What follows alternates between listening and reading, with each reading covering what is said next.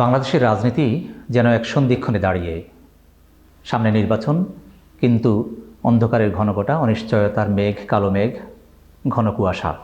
নির্বাচন হচ্ছে ফেব্রুয়ারিতে মাসেই নাকি কখন, কিংবা নির্বাচনে অবাধ ও সুষ্ঠু এবং অংশগ্রহণমূলক নির্বাচন যেই জনগণের যে প্রত্যাশা, আকাঙ্ক্ষা, সেটার প্রতিফলন আদৌ হচ্ছে কিনা, রাজনৈতিক দলগুলোই বা কতটা প্রস্তুত, আমাদের ভোটাররাই বা কতটা উৎসাহ উদ্দীপনার মাঝে আছে নির্বাচন কেন্দ্রিক, এই প্রশ্নগুলো নিয়ে নানান প্রশ্ন, নানান জটিলতা, নানান সমীকরণ, যে এই সমীকরণের সমাধান এবং সমীকরণ মেলানোর জন্য আমরা আমাদের স্টুডিওতে আমন্ত্রণ জানিয়েছি অ্যাডভোকেট আবু হেনা রাজ্জাকি, রাজনৈতিক বিশ্লেষক, এবং জনাব ফরিদুল হক, যুগ্ম সদস্য সচিব, এনসিপি। আপনাদের দুজনকে আমাদের স্টুডিওতে স্বাগত। আমরা যে কথা বলছিলাম, জনাব ফরিদুল হক, আপনি আপনার উদীয়মান রাজনৈতিক নেতা এবং আপনার নতুন যে রাজনৈতিক দল অতি সম্প্রতি এই নিবন্ধন পেয়ে গেছে, আপনাদেরকে কংগ্রেচুলেশনস।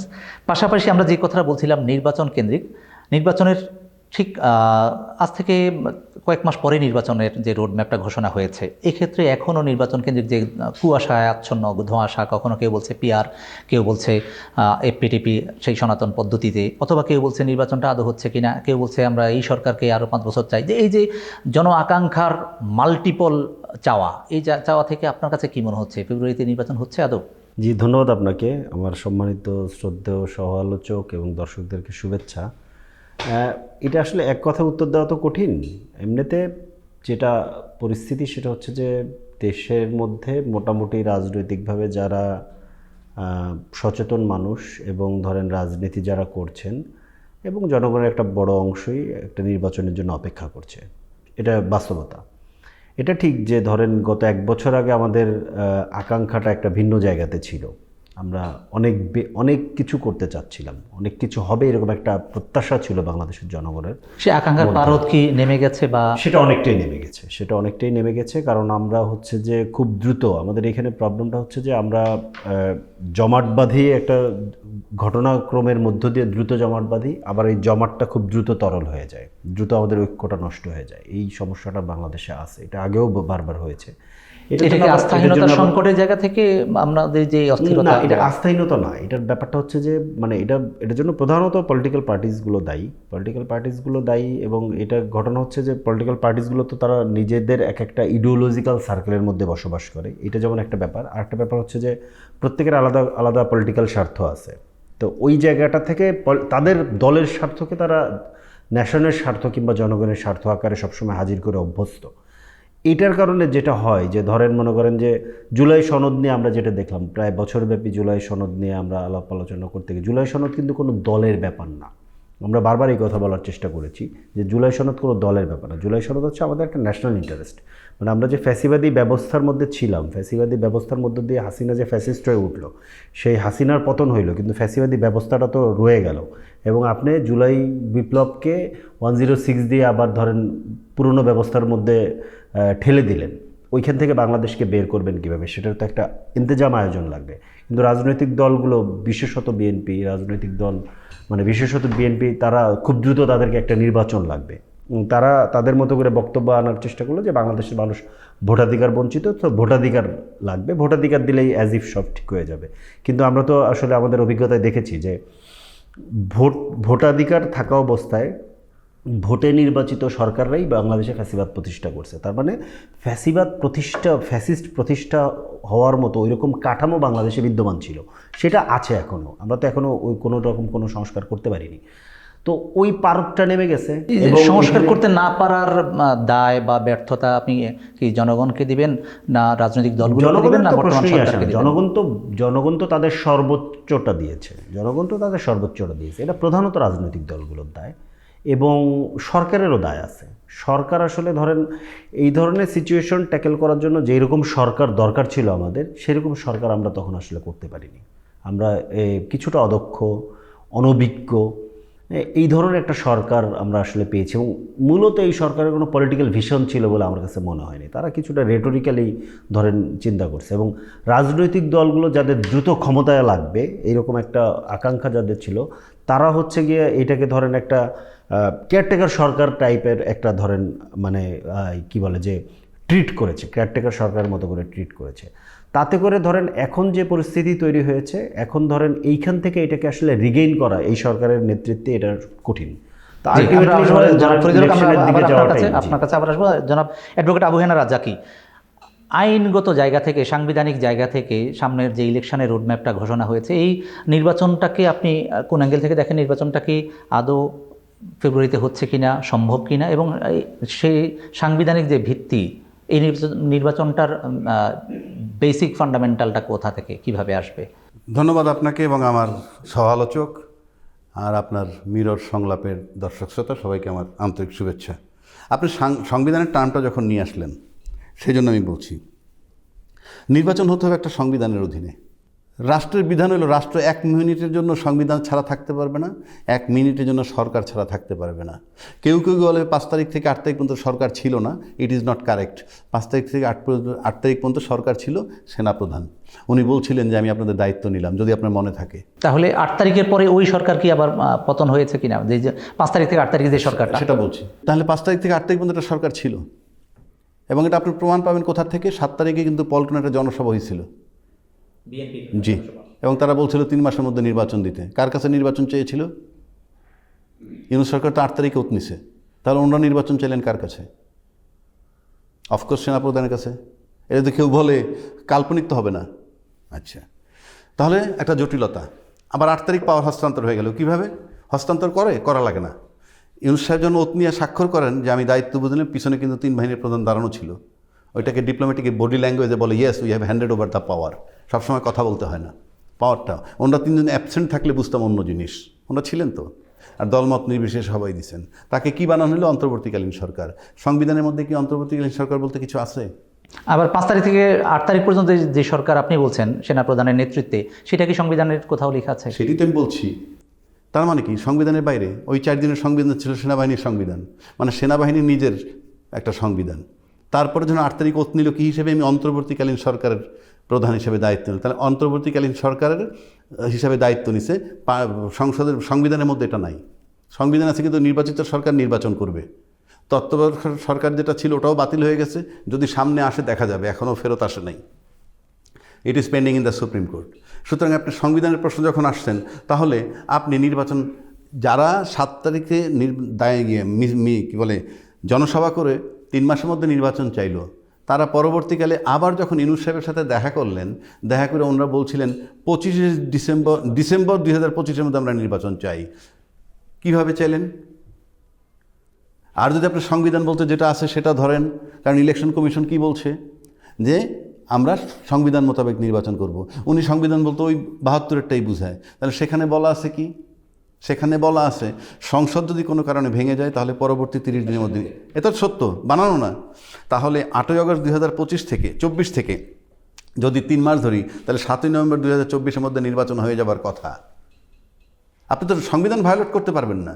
ওই 3 মাস যেহেতু ফলো করা হয় নাই, এখন নির্বাচন কমিশন যে বলতেছে ফেব্রুয়ারি 2026-এ নির্বাচন করব, কোন বিধানে?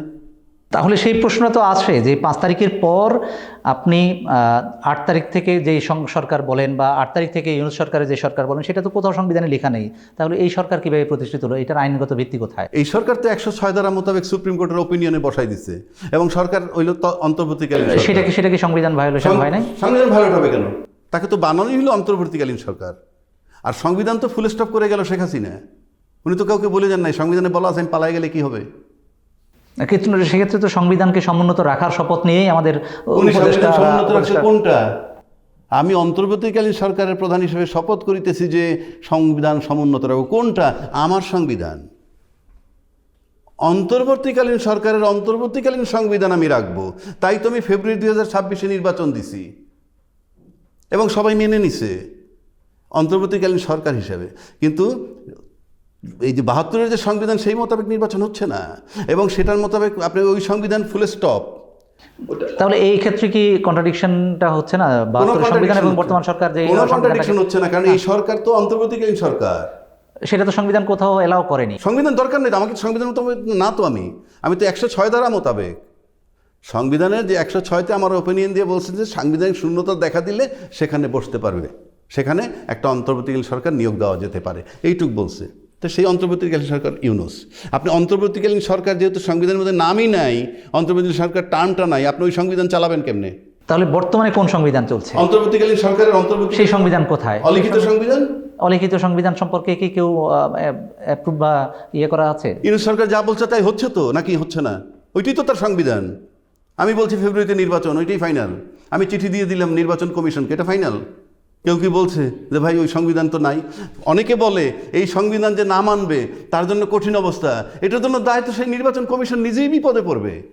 কারণ আপনি তো ওই সংবিধানের কথা বলে এটা ভায়োলেট করছেন। ওখানে 3 মাসের মধ্যে নির্বাচন করার কথা, নভেম্বর 7, 2024-এর মধ্যে নির্বাচন হয়ে যাবার কথা। আপনার অ্যাপয়েন্টমেন্টই তো, নির্বাচন কমিশনের অ্যাপয়েন্টমেন্টই তো হয়েছে 21শে অগস্ট 2024। সেক্ষেত্রে যদি অলিখিত সংবিধান এখন বাংলাদেশে থাকে, অ্যাক্টিভ থাকে, সেক্ষেত্রে 72 সংবিধান কি বাতিল, না পুনর্লিখন হবে, না অলিখিত সংবিধানের আলোকে আমরা চলতে থাকবো? এইবার আসেন, বাতিল টাতিল তো আমার প্রশ্ন পরে। সংবিধানটা তো বাতিল হয় নাই, কিন্তু সংবিধানের যে নির্বাচন পোর্শনটা আপনি ফেল করছেন না? আপনি ওই সংবিধানে থাকেন, নির্বাচন পোর্শন ফেল করছেন, তো সংবিধানের গাইডলাইনের বাইরে আপনি যেতে পারবেন না তো? আপনার তো টাইম শেষ। পৃথিবীর কারো ক্ষমতা নাই, বাংলাদেশে কারো ক্ষমতা নাই। সেই কারণেই এই যে পোর্শনটা এখন অন্তর্বর্তীকালীন সরকারের ইচ্ছায় চলছে, ওনার সিদ্ধান্তে নির্বাচন হচ্ছে। উনি যদি সংবিধানের আরও কোনো অনুচ্ছেদ মনে করেন ওইটাতে চেঞ্জ করবেন, সেটা করতে পারেন। সেটা কি আবারও একই রকম না, এই মুহূর্তে তো ডিক্টেটরশিপের জায়গায় আসছে না, যে ইউনূস সাহেব যা বলছে তাই সংবিধান হচ্ছে? সংবিধান তো এখন তাই, আর এছাড়া উপায় কি? ডিক্টেটরশিপ তো হচ্ছে না এখানে, সে তো নির্বাচন দিয়েই চলে যাচ্ছে। ডিক্টেটরশিপকে আমি নির্বাচন দিব, এটা আপনি মানবেন না? আপনি বলেন না, আপনি বলেন না। সেক্ষেত্রে স্টেক হোল্ডার, জনগণ এবং রাজনৈতিক দলগুলোর সাথে কিছু সিদ্ধান্তে বা ডিসকাশন না করে ইউনূস সাহেব যা বলছেন তাই কি সংবিধান হয়ে যাচ্ছে? আপনি বুঝেন না কিভাবে? ওই সংবিধান আপনি ঢুকতে পারতেছেন না তো, কথাটা বোঝেন না কেন? ওই সংবিধানটা চালাবে কে? নির্বাচিত সরকারের প্রধানমন্ত্রী, উনি তো ক্ষমতায় থেকে নির্বাচন করবেন। সেই সরকারটা তো নাই, তাহলে ওই সংবিধানে চালাবেন কেমনে? আপনি ওই সংবিধানে চালাবেন কেমনে? একটা গাড়ি যদি থামায় কেউ চলে যায়, গাড়ির ভিতরে না ঢুকতে পারলে গাড়িটা চলবে? আপনি সংবিধানে ঢুকতে পারতেছেন? You tell me. আপনি যদি সংবিধান না ঢুকতে পারেন, ওই সংবিধান কীভাবে চালাবেন? যদি ওই সংবিধান ঢুকেন আর চালাতে চান, তাহলে তো আপনি নির্বাচনের টাইম ফেল করেছেন। যেদিন সংসদ ভেঙেছে সেদিন থেকে 90 দিন। Very simple. সুতরাং আজকে এটার জন্য সমাধান আছে, যে জুলাই ঘোষণাপত্রটা বানাইছে, 5ই আগস্টের একটা ঘোষণাপত্র, সেখানে ঢুকাইতে হবে সংশোধন আকারে। কি? জুলাই ঘোষণা সংশোধন 1 দিয়ে ইউনূস সরকারের মেয়াদ 8ই আগস্ট 2024 থেকে 30শে জুন 2026 পর্যন্ত দেওয়া হইল। তার মেয়াদ কিন্তু দেয় না জুলাই ঘোষণাপত্রে, আপনি ফলো করেন। এবং তিনি একজন নির্বাচন কমিশন নিয়োগ দিবেন এবং তিনি এই সময়ের মধ্যে নির্বাচন করে যাবেন। এই ঘোষণাপত্রের ভিতরে এই সংশোধনী আনতে হবে, তা নাহলে সময়ের ব্যবধানে ভায়োলেশন অফ কনস্টিটিউশন। আপনি জানেন না এই সংবিধানের যেটা বলে, সংবিধানের 142 অনুচ্ছেদ 7 ক, খ এবং 123 নির্বাচনের যে জায়গাটা বলা আছে, 3টে একত্র করে পড়লে দেখবেন যে এই সংবিধানের একটা দাড়ি কমা সেমিক্লোন কেউ ভায়োলেট করতে পারবে না, এটা বলা আছে।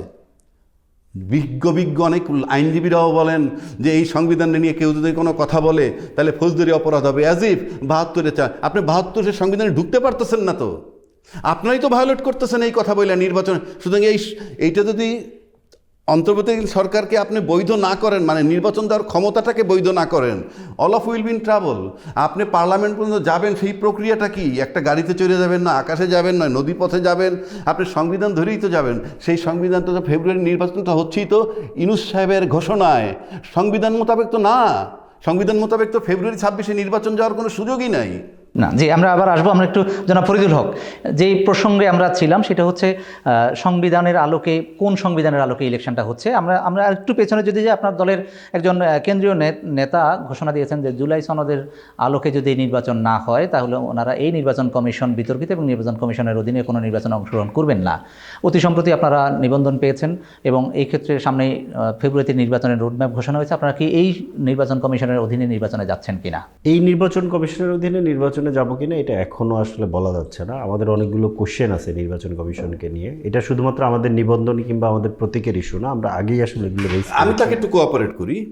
এই নির্বাচন কমিশন অধীনেই তারা নির্বাচন করবে, যেই করুক, কিন্তু এই নির্বাচন কমিশনটা হলো অন্তর্বর্তীকালীন সরকারের অন্তর্বর্তীকালীন সংবিধান মোতাবেক।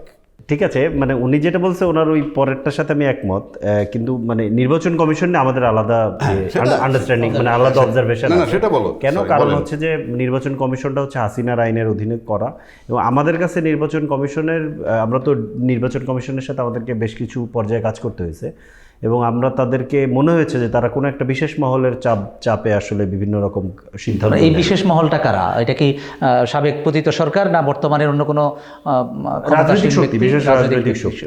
আরেকটা জিনিস যেটা, সেটা হচ্ছে যে আমাদের কাছে আরেকটা যে আশঙ্কা আমরা বারবার অনেক আগে থেকে আমরা প্রকাশ করেছি, এটাকে আসলে আমলে নেওয়া হয়নি, যে নির্বাচন কমিশনটা প্রথমত হচ্ছে যে হাসিনার আমলের করা আইনের অধীনে তৈরি হয়েছে, একটা খুবই ভোলাটাইল অবস্থার মধ্যে আমরা আছি, এবং নির্বাচন কমিশন কোনো একটা শুধু কি নির্বাচন কমিশনই হাসিনার আইনের অধীনে আছে, আর অন্য কোনো সেক্টর অন্যগুলো আছে, অন্যগুলো কিন্তু আপনারা নির্বাচন কমিশনকে কেন ফিগার আউট করছেন? না, নির্বাচন কমিশনকে ফিগার আউট করতে হবে কেন? কারণ আমরা দেখেছি যে 3টা নির্বাচন কমিশন সরকারের অধীনে থেকে সরকারের পক্ষে কাজ করেছে।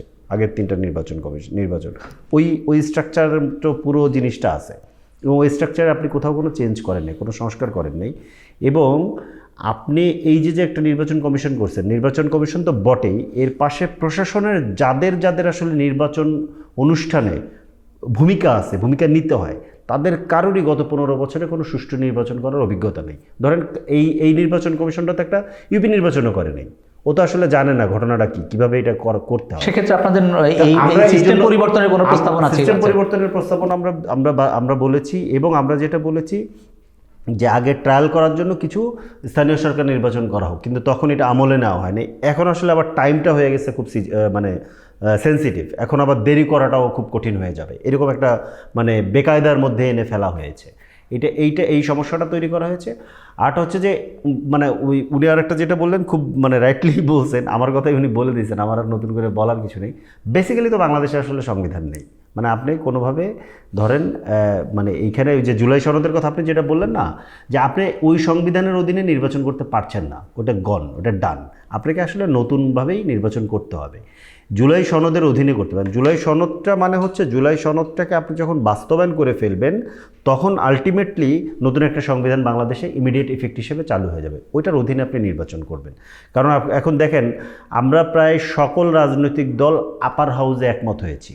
আপার হাউস তো বাংলাদেশের সংবিধানে নেই, 72-এর সংবিধানে তো বাংলাদেশের সংবিধান না, 72-এর সংবিধানে তো আপার হাউস নেই, তাহলে আপার হাউস আপনি এখন কিভাবে করবেন, তাই না? এরকম অনেকগুলো জিনিস নেই। তারপরে এখন মনে করেন যে আপনি এটার অধীনে আপনি এই নির্বাচন করতে পারেন না, আপনাকে ওই যে এখনও যে জায়গাটা আছে জুলাই ঘোষণাপত্র, যদিও এটাকে আমরা শুরু থেকেই প্রচণ্ড সমালোচনা করেছি, এটা ঠিক ঘোষণাপত্র হয়নি। ঘোষণাপত্র কারোর কি বলে যে অনুমোদনের অপেক্ষা করে না, ঘোষণাপত্র নিজেই নিজেকে অনুমোদন দেয়। তাহলে এই ঘোষণাটা কে দিবে, কে তৈরি করবে? এটা এই সরকারের দেওয়ার কথা ছিল, এটা আমরা গত ডিসেম্বরে চেয়েছি। সরকার যা করছে আপনারা কি সেটাকে বৈধতা দিচ্ছেন? গত ডিসেম্বরে আমরা এটা চেয়েছিলাম যে এই ঘোষণাপত্রের মধ্য দিয়ে সে জুলাইকে ধরেন দিবে, মানে জুলাইকে ডিক্লেয়ার করবে। আমরা ডিক্লারেশন অফ ইন্ডিপেন্ডেন্স হয়েছিল না 71 সালে, তাই এখন তো প্রোক্লেমেশন দিতে হবে। প্রোক্লেমেশন কিন্তু কারোর কোনো অনুমোদনের অপেক্ষা করে না, সে নিজেই এটাকে অনুমোদন করে, সে নিজেই নিজেকে অনুমোদন করে, ওইটা করা হয়নি।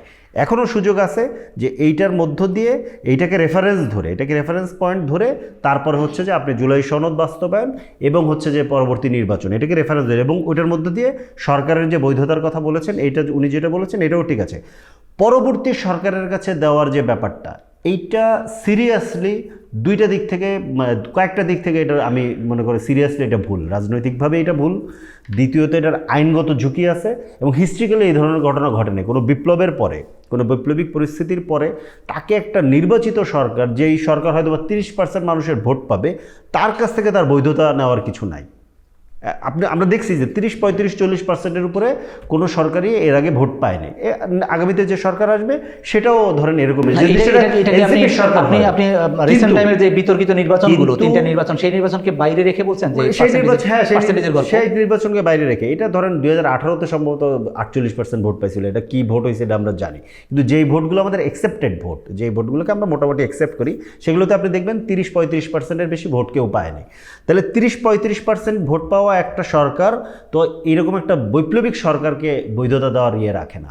এটা আপনি খেয়াল করে দেখেন, 5 তারিখে যখন মানে হচ্ছে, 5 তারিখের পরে যে ধরেন পরিস্থিতি ছিল, বাংলাদেশের প্রায় 90% মানুষ এই সরকারের বৈধতা ছিল, এবং বৈধতা, সবচেয়ে বড় বৈধতা শহীদের রক্তর কালিতে তাদের বৈধতা লেখা ছিল, কিন্তু ওনারা এই জিনিসটা বুঝতে পারেনি। তারপরও এখনও ব্যাপারটা হচ্ছে যে আমরা যদি, উনি আইনের মানুষ, বিশেষজ্ঞ মানুষ, উনি আরও ভালো বুঝবেন, কিন্তু আমি পলিটিক্যালি বুঝি যে এইটার মধ্য দিয়ে কোনো বিশেষ ডিক্লারেশন ছাড়া, কোনো বিশেষ পদ্ধতি ছাড়া নির্বাচন আসলে হইতে পারে না। এই সংবিধান তো আসলে একরকম স্থগিত হয়ে আছে। জি জনাব ফরিদুল হক, আমরা অ্যাডভোকেট আবু হেনা রাজ্জাকি, যে সাংবিধানিক জটিলতার গল্প আপনি একটু আগে বলেছিলেন, ফরিদুল হক একই কথাই রিপিট করেছেন। এই সাংবিধানিক জটিলতার পর যে সংস্কার একটি শব্দ নিয়ে খুব জাতীয়ভাবে আলোচিত হয়েছিল, সামনে ফেব্রুয়ারি ইলেকশন পর্যন্ত ওই সংস্কার কতটুকু হয়েছে, কতটুকু সম্ভব, এবং যে সাংবিধানিক জটিলতার কথা বলেছেন, সংবিধান কোনটা, আমরা কোন সংবিধানের আলোকে যাচ্ছি, সেই জায়গাটা কতটুকু সম্ভব সংস্কার করা, বা নির্বাচনটা কি আপনি সংস্কার নির্বাচনটা যে করতেছেন তো একটা গোজামিলের নির্বাচন হচ্ছে। আপনার একটা সিম্পল জিনিস দিয়ে বুঝাই। ধরুন আপনার এটা একটা কোম্পানি, এখানে পদ আছে কতগুলো officially, MD, DMD, GM, DGM, AGM, মনে করেন এই পদগুলো আছে। তারপরে ম্যানেজার ট্যানেজার ছোটো ছোটো পদ আছে, সব কিন্তু আপনার কোম্পানিতে একটা রেজুলেশনে থাকে। হঠাৎ করে একজন লোকরে আপনাদের কোম্পানি নিয়োগ দিল এক্সিকিউটিভ ডাইরেক্টর হিসেবে। একজন লোক এসে বললো আমি তো এক্সিকিউটিভ ডাইরেক্টর। তো এক্সিকিউটিভ ডাইরেক্টর বললে আপনারা বলবেন ভাই এক্সিকিউটিভ ডাইরেক্টর পদ আমাদের নাই, মেমোরেন্ডামে নাই, রেজুলেশন কোথাও নাই। ইডি এক্সিকিউটিভ ডাইরেক্টর, এটা বলবেন তো আপনারা। তখন কি হয়, বোর্ড অফ ডাইরেক্টরস বসে অফিসিয়ালি নতুন এক্সিকিউটিভ ডাইরেক্টর হিসেবে একটা নিয়োগ দেয়। এই নিয়োগ দেওয়ার রেজুলেশন নিল, তারপর এটা কোম্পানির ভিতরে ঢুকাবে কি ঢুকাবে না পরের চ্যাপ্টার। ঠিক একইভাবে আপনি এই সরকার কাটার মেয়াদ টেয়াদ সব ঢুকাইতে হবে, সেটার এবং সেটা সংবিধানে ঢুকাইতে পারবেন না। সেটা রাইট কি এই সরকার বা নির্বাচিত সরকারের বাইরে? এই যে সংস্কার কমিশন বসতেছে, ওই যে বললাম যেটা জুলাই ঘোষণাপত্র যেটা হয়েছে সেটাকে সংশোধন করেন, এরাই তো দিছে। এরা মিলে আবার ঘোষণা সরকার সংশোধন করুক, সংশোধন করলে তো হয়ে যায়। সরকারের মেয়াদ ঢুকাই দেখ, নির্বাচন কমিশন ঢুকাই দেখ, ইত্যাদি ইত্যাদি গেল। এটা তো কোনো রাজনৈতিক দল বলছে নির্বাচিত সরকার এসে এই সংস্কারগুলো করবে। সেক্ষেত্রে সংসদ পর্যন্ত যাবেন কিভাবে? সেক্ষেত্রে তাহলে আর্টিকেল 142 এর 7 এর ক এবং খ যে ধারাটা, যেখানে বলা হয়ে গেছে যে আপনি কোনো ধরনের কোনো কিছু পরিবর্তন করতে পারবেন না, সেই জন্যই সেই ধারাটাকে আপনি কিভাবে চেঞ্জ করবেন? সেই জন্যই তো আপনার এটা অফ রেখে দিতে হবে। অফ রেখে দিয়ে আপনি জুলাই ঘোষণাপত্র সংশোধন করে আপনি নির্বাচনের মধ্যে পার্লামেন্ট পর্যন্ত যান আগে। তারপরে তামাশার আলাপ হইতেছে কি উচ্চকক্ষ নিম্নকক্ষ, ওই যে সংবিধানটা আছে 72 ভিতরে আছে, এইটা ওইটার ভিতরে তো নাই। তা আপনি এই আলাপগুলো কি করতেছেন? এটা আজগুবি আলাপ না? আলাপটা তো অ্যাবসলিউটলি আজগুবি, ইমাজিনারি, কাল্পনিক। এবং এটা বাস্তবায়ন করবেন কীভাবে? ক্ষমতায় যাওয়ার পর 2 বছরের মধ্যে, হ্যাঁ 2 বছরের মধ্যে টোটালটা ভুয়া। 2 বছর তো আলাপই করবেন না। উচ্চকক্ষ কি নিম্নকক্ষ কি কোথায় আছে এটা? তা আপনি তো সংসদ যাওয়ার বৈধতাই নাই। সেটার জন্য ওই সংবিধান থামিয়ে রাখতে হবে। কেউ যদি বলে যে সংবিধানের অবজ্ঞা করলে, যারা এই সংবিধানের দোহাই দিয়া এই সংবিধানের দোহাই দিয়ে যদি এই প্রক্রিয়া, তাহলে তো এটার ভায়োলেশন হচ্ছে। ওই সংবিধান তো মেয়াদ শেষ আপনার নির্বাচনের, কাজেই আপনি ওইটা বৈধ দেন। নাহলে আমি বললাম প্রত্যেকের অবস্থা নির্বাচন কমিশন অবস্থা নুরুদের মতো হবে। আর যারা সংসদ সদস্য হইয়া ওত নিতে যাবেন, তাদের ওই পদ, সাংসদের যে পদটা, ওইটা প্রশ্নবিদ্ধ থাকবে। গেলাম সেই চ্যাপ্টার। এইবার আসেন নির্বাচন।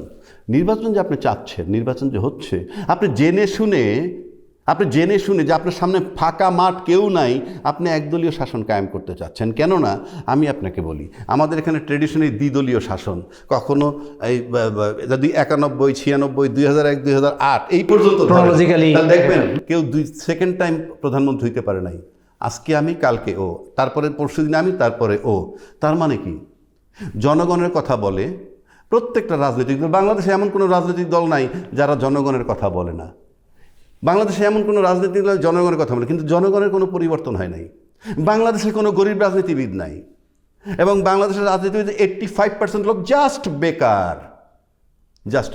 আমি একদম বেকার না, তাদের প্রফেশন হচ্ছে পলিটিক্স। সেটা তো আরেকটা চ্যাপ্টার। বেকার, আপনি পলিটিক্স দিয়ে তো আর্ন করতে পারবেন না। যখনই আর্ন করেন বললে হয় যে আমরা আর্ন করি। আপনি এমন কথাও বাজারে আছে, জমি বিক্রি করে নমিনেশন নিয়ে তারপর ইলেকশন করবে, কারণ দ্যাট ইজ অ্যান ইনভেস্টমেন্ট। তো এই যে জিনিসগুলো আমাদের কাছে আছে, সুতরাং রাজনীতিটাকে আপনি পেশা হিসেবে এখন আসেন। এখন যদি সামনে নির্বাচন হয়, দ্বিদলীয়ের মধ্যে একটা দল তো নাই। যে দল আজকে নির্বাচন চাচ্ছেন, চাওয়াটা অপরাধ না, কিন্তু আপনি কিন্তু দায়িত্বশীল পার্টি হিসাবে আপনার যাতে একটা শক্ত বিরোধী দল পার্লামেন্টে আসে, সেটাও আপনার নৈতিক দায়িত্ব। শুধুমাত্র নির্বাচন করলেই গণতন্ত্র প্রতিষ্ঠিত হয় কিন্তু আমি একটা জায়গায় আপনাকে একটু থামাই, সেটা হচ্ছে 5ই অগাস্টই তো একটি দলকে জনগণ বিতাড়িত করে দিয়েছে। সেটাই তো তাহলে আপনি সেই দলটাকে আবার মানে ইনক্লুসিভ নির্বাচনের যে মোড়কে যদি আবার তাকে আমি তো তাকে গল্প আসেন যে একটি দলকে বাদ দিয়ে আমি তাকে ইনক্লুসিভ করতে বলি নাই। আমি বলছি যে গণতন্ত্রের থিওরি মোতাবেক আপনি বড় দল হইলে আপনাকে চিন্তা করতে হবে পার্লামেন্টে শক্ত বিরোধী দল কীভাবে আনা যায়, নাম্বার 1। নাম্বার 2, আপনি জানেন যদি ওই সংবিধানের দোহাইও দেয়, আমাদের ওই সংবিধানে কিন্তু বলা আছে মানুষের মৌলিক অধিকার কি কি। এতে সম্ভবত 27 অনুচ্ছেদ থেকে 47 পর্যন্ত মৌলিক অধিকার সম্পর্কে বলা হয়েছে। আপনার চলাফেরার স্বাধীনতা, আপনার বাক স্বাধীনতা, আপনার কী বলে আপনার সম্পদের সিকিউরিটি, আপনার জীবনের সিকিউরিটি, আপনার অন্ন, বস্ত্র, চিকিৎসা, বাসস্থান, এগুলো মৌলিক অধিকার। সেখানে নির্বাচনের কথা বলা নাই যে এটা তার মৌলিক অধিকার। নির্বাচন মৌলিক অধিকার নয়। নির্বাচনটা ডিপেন্ড করে জনগণের ইচ্ছার উপর। এই যে ইউনূস সাহেবের যে কমিশন, সেখানে যারা যাচ্ছে পলিটিক্যাল পার্টি হিসেবে, যে 30 জন, 35 জন, 40 জন যায়, তারা সবে মিলে হার্ডলি 40 থেকে 45% লোকরে প্রতিনিধিত্ব করে। বাকি 55% লোকের প্রতিনিধিত্ব কে করবে? হ্যাঁ, আপনি একটা কমিশন বানাচ্ছেন, সংস্কার কমিশন, ঐক্যমত, সেখানেই তো বসতেছে 40 থেকে 45 জন জনগণের, শতকরা জনগণের প্রতিনিধি। বাকিরা কোথায়? কিন্তু আপনি বাকিদেরকে সুযোগ দেওয়ার মোড়কে কি পতিত ফ্যাসিস্ট বা এই ফ্যাসিস্টের কোনো দোসরকে কি আপনি সেখানে ফ্রন্টলাইনে সুযোগ আসবেন? আপনি তাদের বিচার না চেয়ে যদি তাদের মৌলিক অধিকারের জায়গা নিয়ে আসেন, ঠিক আছে, ওই 55-এর মধ্যে আরো 20 বাদ দিয়ে দেন ফ্যাসিজমের যারা ছিল, তারপরে তো 35 থাকে। তাকে রিপ্রেজেন্ট করে কে? বাংলাদেশের রাজনীতিতে একটা ভেগ টার্ম ব্যবহার করে, আমি আবার বলছি, ভেগ টার্ম মানুষকে প্রতারণা করে। আমরা জনগণের পক্ষে বলছি, কোনো রাইটই নেই। আপনাকে বলতে হবে যে আমি আমার দলের সাথে সম্পৃক্ত জনগণের পক্ষে কথা বলছি। বাংলাদেশে কোনো দল আছে যে 100% প্রতিনিধিত্ব করে? তাহলে আপনি কী রাইট? কথায় কথা যদি বলেন জনগণের কথা, who are you to say this way? আপনি বলবেন আমার দলের সাথে সম্পৃক্ত জনগণের পক্ষে আমি বলছি, এটা আমার দাবি। এবং জনগণের বৈশিষ্ট্য কী? দলীয় জনগণের বৈশিষ্ট্য কী? একটা পিআর পদ্ধতি নিয়ে মানুষকে ধোকা দিচ্ছে। পিআর পদ্ধতি বলে জনগণ বোঝে না। পিআর পদ্ধতি মানে মার্কারে ভোট দেওয়া। বাংলাদেশে 53 বছর ধরে মার্কারে ভোট দেয়। কেন আমি বলছি? আপনি এমন অনেক লোক পাবেন 3 বার এমপি হয়েছে, 2 বার মন্ত্রী হয়েছে, তাহলে সে জনপ্রিয় না? জনপ্রিয় তো তাদের কথিত মতে। তো তাকে তার দলের বাইরে দাঁড়াইতে বলেন তো 2000 ভোট পায় কিনা? তার মানে কি? আবার এই প্রতীকের আড়ালে আমরা এমন পার্লামেন্টারিয়ানকে দেখেছি যে রিডিং পড়তে পারে না পার্লামেন্টে দাঁড়িয়ে। সেটাই তো প্রতীকের আড়ালে নির্বাচিত হয়েছে। সেটা তো আমি বুঝলামই, কিন্তু আমি বলছি যে প্রতীক ছাড়া ভোট দেয় না। একটা দলে তার মতো ভালো ছেলে আছে, আর একটা জঘন্য ছেলে আছে। দল যদি জঘন্য ছেলেকে নমিনেশন দেয়, সমস্ত দলের ভোট তার ওইখানে পড়ে। তার মানে ওকে দেয় নাই, মার্কাকে দেয়। এই মার্কাকে দেওয়ার নামই হইল পিআর পদ্ধতি। সুতরাং বলে যে এই জায়গায় কি কুমিল্লা ভোট দিলে যশোর, বুলশিট। এখন যদি বলেন যে তাহলে শক্ত পার্লামেন্ট, শক্ত বিরোধী দল আপনি কেমনে বানাবেন? যদি আপনি এই প্রক্রিয়ায় নির্বাচন করেন, লেভেল প্লেইং ফিল্ড। বিগত 14, 18, 24-এর নির্বাচনে সবাই আমি একই কথা বলছি, আমরা নির্বাচনে যাই নাই। কি বইলে? লেভেল প্লেইং ফিল্ড নাই। সেই প্রশাসনই তো মাঠে নাকি নতুন প্রশাসন আসছে। তাহলে আজকে আপনাদের এত সবাই কনফিডেন্স কেন লেভেল প্লেইং ফিল্ড হবে? কনফিডেন্স বলতে কিছুই নাই। কনফিডেন্স হলো মাঠে আমার প্রতিদ্বন্দ্বী নাই। That is the confidence. গেল 1। 2, যারা পিআর পদ্ধতি চায় তারা দেশকে ভালোবেসে চায়, আমি বলি না। তারা পিআর পদ্ধতি ছাড়া 5টা সিটও পাবে না, তাই পিআর পদ্ধতি চায় 40টা সিটের জন্যে। দেশকে ভালোবাসে, আই ডোন্ট বিলিভ। আর যিনি পিআর পদ্ধতি চান না, তারা দেশকে ভালোবাসে চান না তা নয়। পিআর পদ্ধতি ছাড়া নির্বাচনে সে 2/3 মেজরিটি পাবে, ওই জন্য। পিআর পদ্ধতি আসলে সে পাবে 135 সিট। সুতরাং 2টা দলের কেউই দেশকে ভালোবাসে না। আমি জনগণের পক্ষে, বাংলাদেশের পক্ষে। এবং বাংলাদেশের পক্ষে আপনি কোনো সংশোধন আমার এ পর্যন্ত হয় নাই, কোনো প্রতিষ্ঠানের সংশোধন হয় নাই, হয়েছে? একটারও হয় নাই। আর একটা চলমান এই সংস্কার, একটা জায়গা যদি আপনি সংশোধন করে ফেলেন সব ঠিক হয়ে যাবে। সেটা কি? সংসদীয় সংশোধন, সংসদীয় সংস্কার। আপনি নির্বাচন করে যদি পিআর পদ্ধতিতে চলে আসেন, সিঙ্গেল মেজরিটি কেউ পাচ্ছে না, তাহলে ডিপেন্ড করতে হবে। এতে কি হবে? আপনি ব্রিজ বানাবেন, 5 টাকার ব্রিজ 500 টাকা খরচ করবেন, বলবে কথা না শুনলে অনাস্থা, ভয় পাবে। এলাকায় চাঁদাবাজি হয়, ও ছোট দল, ওর একটা প্রতিনিধি আছে, সে গিয়ে এমপিরে বলবে, এমপি পার্লামেন্টে বলবে এক্স দলের অমুকেরা চাঁদাবাজি করে, বলে আমরা কি করব? না করলে আস্থা তুলে নিব, কন্ট্রোল হয়ে যাবে। ওই একটা জায়গা সংশোধন করেন, মানে সেক্ষেত্রেও কি স্বচ্ছতার জায়গাটাকে আমরা কি আপনি নিশ্চিত থাকতে পারেন 80% শেষ হয়ে যায়। দুর্নীতি হবে না, ওভার ভাউচার হবে না, চাঁদাবাজি হবে না, কেননা ওই যে ডিপেন্ডেবল থাকবে, আস্থা তুলে নিলে তো সরকার শেষ। কিন্তু আবার এমনও তো হয় তারা কোয়ালিশন করে একই গল্প, সেই চাঁদাবাজি সেই দখলদার, সেটাও তো হতে পারে। না না, ওইটা হবে না, কারণ 2/3 মেজরিটি আপনি পাচ্ছেনই না। আপনি ডিপেন্ড করতে হবে অন্য কোনো দলের উপরে। আজকেও সরকার, 3 মাস পর আপনি সরকার হয়ে গেলেন। এরকম পৃথিবীর উন্নত দেশে তাই হয়, জাপান, ইটালি, বহু দেশে হয়। এই যে ইভেন লন্ডন, ইংল্যান্ড, প্রধানমন্ত্রী বদলে না, তার 5 বছর টার্মের মধ্যে 3বার 4বার বদল হয়। জি, আপনি যে দেশগুলোর উদাহরণ টেনেছেন, আমাদের দেশের জনগণ এবং আমাদের প্রশাসন, আমাদের রাজনৈতিক দলগুলো সেই আইডিওলজি ধারণ করে কিনা বা প্র্যাকটিসিং লাইফে তারা ওই বিষয় ধারণ করে কিনা আমরা আসবো। আমি জনাব ফরিদুল হক, যেই প্রসঙ্গে আমরা ছিলাম যে পিআর পদ্ধতি জনগণ বোঝে কিনা, বা পিআর পদ্ধতির বাইরে যে পদ্ধতিটা আছে, সেক্ষেত্রে আপনাদের দল, আপনারা কি জনপ্রিয়তার জায়গা থেকে আপনারা কতটুকু নির্বাচনে কতটা আসন পাওয়ার সম্ভাবনা আছে? আপনাদের দলের একজন প্রমিনেন্ট নেতা বলেছিলেন যে এই মুহূর্তে বা আর কিছুদিন আগে যদি ইলেকশন হয় আপনার দল 200 আসনে নির্বাচিত হবে। আপনি কি এই মুহূর্তে আপনিও মনে করেন এরকম 200 আসনে নির্বাচিত হওয়ার মতো অবস্থায় আছে? অথবা না, এটা ধরেন নাম্বার দিয়ে বলা কঠিন, কিন্তু এইবারের নির্বাচনটা খুবই ইন্টারেস্টিং কিছু তথ্য আছে। আমাদেরকে এই জিনিসটা মাথায় নিয়ে আসলে নির্বাচন করতে হবে। সেটা হচ্ছে যে ধরেন প্রায় 40% ভোটার এর আগে কখনো ভোট দেয়নি, এবং বিভিন্ন জরিপে দেখা গেছে 60%-এর উপরে হচ্ছে সুইং ভোটার, মানে সব মিলে মিলে। তো এখন এটা যে কোনো দিকে যেতে পারে, এটা আমরা ঠিক জানি না কোন দিকে যাবে। সো এটা যে কোনো দিকে সম্ভাবনা আছে। একটা বড় সংখ্যক তরুণরা পুরনো রাজনৈতিক দলগুলোকে ভোট দেবে না বলে আমাদের অনেকগুলো আমরা বোঝাপড়ায় এবং অনেকগুলো তথ্য থেকে আমরা মাঠে গিয়ে আমরা এই আভাসটা আমরা পেয়েছি। সো যে কোনো কিছু হতে পারে, যে কোনো কিছু এই জায়গাতে হতে পারে। আর একটা ব্যাপার হচ্ছে যে ধরেন মানে ওই যেটা নিয়ে কথা হচ্ছিল আমি ওইটার সাথে একটু যুক্ত করি। সেটা হচ্ছে যে আমরা ঠিক পিয়ারের ধরেন যেভাবে পিয়ারটা লোয়ার হাউজে চাওয়া হচ্ছে, আমরা এটা এই মুহূর্তে চাইনি, এটা ঠিক আছে, কিন্তু আমরা আপার হাউজে পিয়ার চেয়েছি, এটাও ঠিক আছে। ওটা তো 2 বছর পরের চিন্তা। না, আমরা তো জুলাই সনদের মধ্যেই চেয়েছি, কিন্তু একটা জিনিস ওনার সাথে আমি অ্যাড করি, যেটা হচ্ছে ওই যে উনি সংসদীয় সংস্কারের কথা বলছেন না, বাংলাদেশে আসলে প্রধানত আসলে এই সংস্কারটাই করা দরকার। এই জিনিসটা যদি একটা জায়গায় যদি ঠিক করা যায় তাহলে বাংলাদেশ ঠিক হয়ে যাবে। আমি আপনার একটু উদাহরণ দিয়ে যদি বুঝাই তাহলে বুঝতে সুবিধা হবে। সেটা হচ্ছে যে ধরেন এখানে ওনার আর একটা কথা খুব কানেক্টেড, যে 80% কিংবা 85% পলিটিশিয়ান বেকার, তো চলে কিভাবে? তার মানে পলিটিক্স হচ্ছে কি একটা বিরাট বড় ধান্দার জায়গা, বিরাট বড় ইনকাম সোর্স, বিরাট বড় ধান্দার জায়গা, এবং পুরোটা অবৈধ, পুরোটা করাপশন, পলিটিক্যাল করাপশন। পলিটিক্যাল পাওয়ার হচ্ছে এখানে মানি জেনারেট করে। এইটাকে বন্ধ করতে হবে। কিভাবে করবেন?